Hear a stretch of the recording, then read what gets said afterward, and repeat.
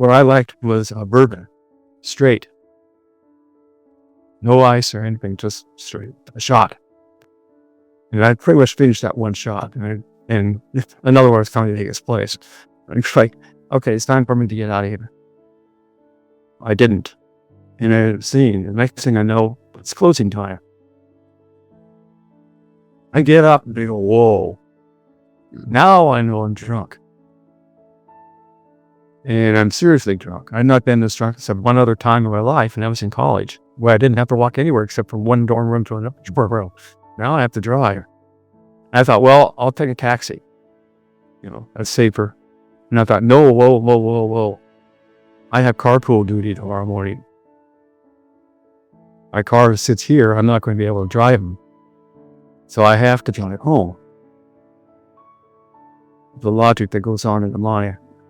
So I got in the car. Well, you can kind of gather where we're going with this story.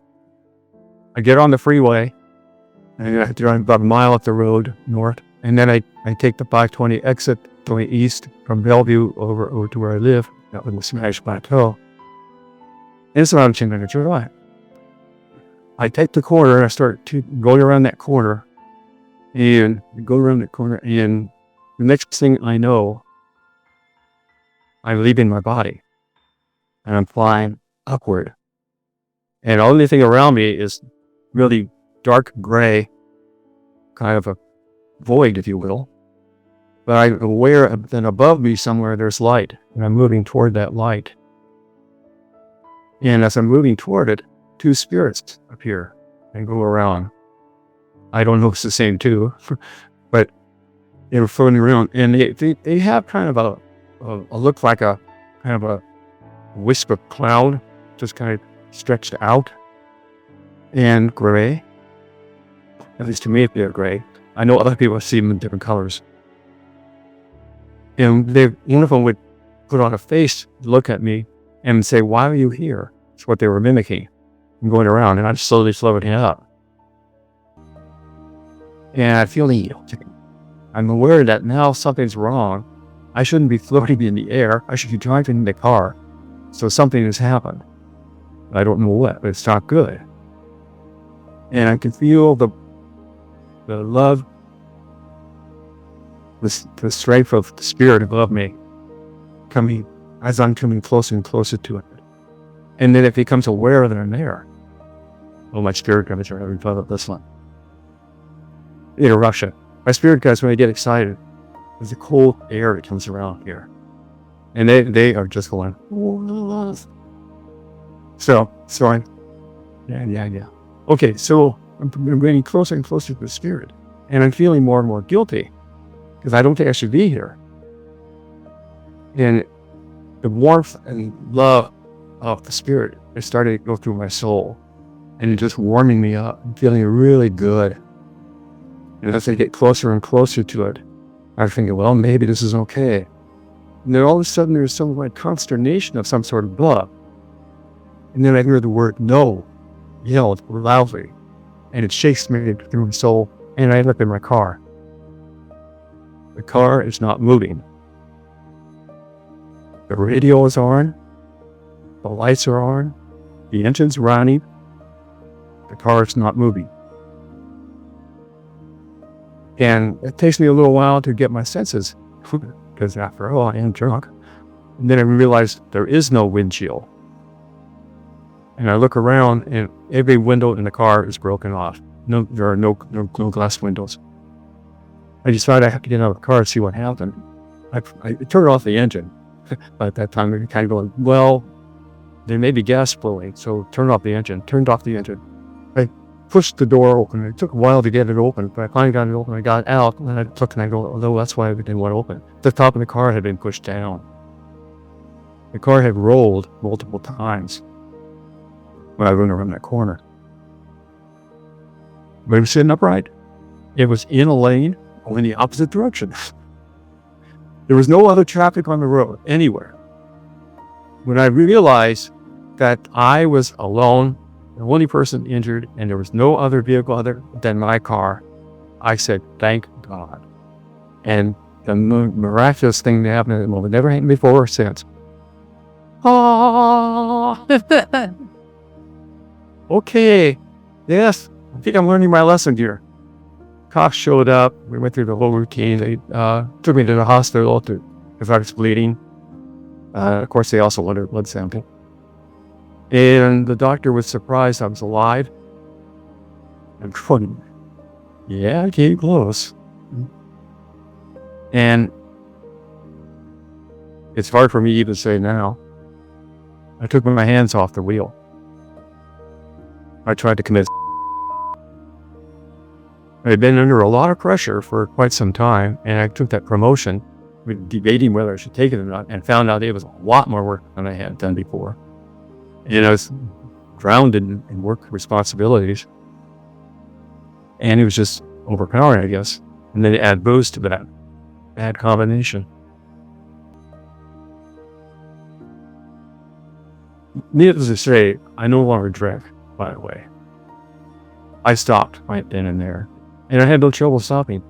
I had to go to AA meetings for 2 years. They state said, if you do that, then we won't put it on your record. Well, by the time I went to the first one, I had already stopped, and I listened. The last NDE happened in 2013. This is the most powerful one. I had been diagnosed with congestive heart failure. I've been diagnosed with diabetes. I had a viral foot infection where they had to cut out the viral infection. There's no way, at that time at least, to do any medications to it. There's antibiotics to keep it from spreading any further, but there was no way to get rid of it without just cutting it. And it had to cut bone and tendon out because it eats anything it can. So I had 3 surgeries in 10 days. The hospital wanted the room, so I had to leave. It was also less expensive to move elsewhere. And I ended up at a rehab location. And I was there for 5 days. And then the world changed. What happened almost within a day is I lost my feeling in my toes and in my foot. They didn't move anymore. I couldn't move them. Then my legs, fingertips, my fingers, my hand, my arm, and then the torso. By the end of the 5th day, I couldn't move. I could still move my neck a little bit, but not much. On the 6th morning, about 1 o'clock in the morning, I had kind of figured out by then. It never turned off. I said never turn on the lights, but I kind of knew the routines. And they had changed nurses, so it had to be about 1 in the morning. She came in and said, "Mr. Thompson, how are you doing?" My response was, grunt. "Thank you, Mr. Thompson." And she left. I decided, well, if I'm dying, how are people going to react? How are friends going to react? And I went through the litany of friends. And they'll be okay. Some of them would be more hurt than others. And I went through loved ones. Nancy's parents. They came to mind immediately. And they'd be okay. They'd survive. They'd be worried about Nancy. My love. How would she take it? There was nothing else to think about. It was all done. So I'm just lying there, and finally I think, I give up. And everything went silent. I didn't realize that until I was looking back on it a year or 2 later. Complete silence can't happen for me. I have tinnitus from the congestive heart failure. I hear my heartbeat all the time as I'm sitting here. It's hiss all the time. It doesn't stop. If it does, I'm not listening anymore. I'm not here. There's complete silence. And then it happened. The golden sphere of souls appeared at the bottom of my bed, just beyond my bed. I've seen that sphere 2 other times in my life. Both times when I was depressed, both times it was able to help me know I'm not alone and that I'm okay. And here it is at the bottom of my bed. I asked him, as I did before, please come forward. And it comes forward and it covered my feet and they got warm. That's when I realized my body was dead cold. It stopped.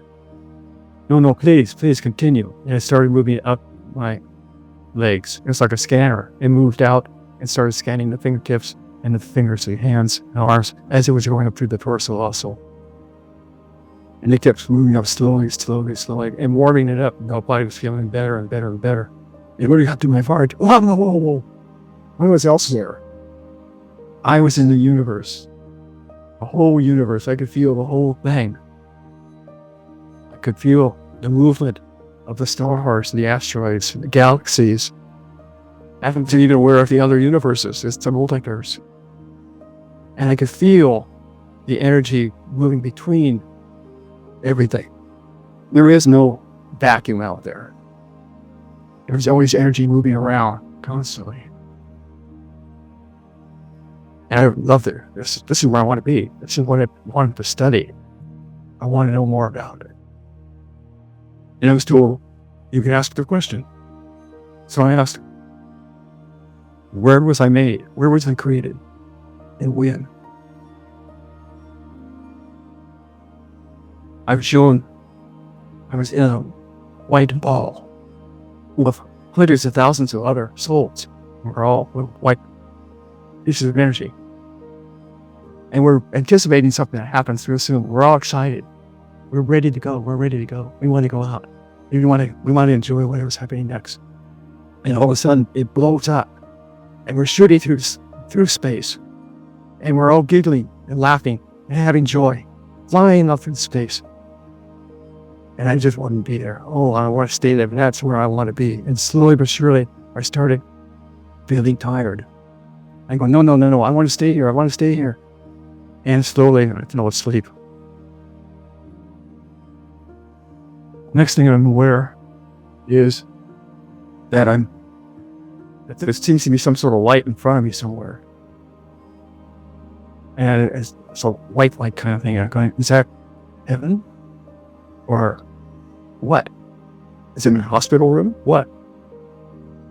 And then I hear this voice very loudly saying, well, Greg, open your goddamn eyes and take a look.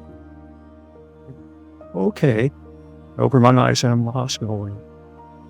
I'd also had seen a dark thing on my right side. So now I have my eyes open and take a look, and it's a man standing there dressed in black. And he has a book open and he's reading from it. And I'm going, who or what is he? I'd never seen him before. And then slowly I realized he's a priest. What's he doing here? I don't belong to any established religion. So why is he here?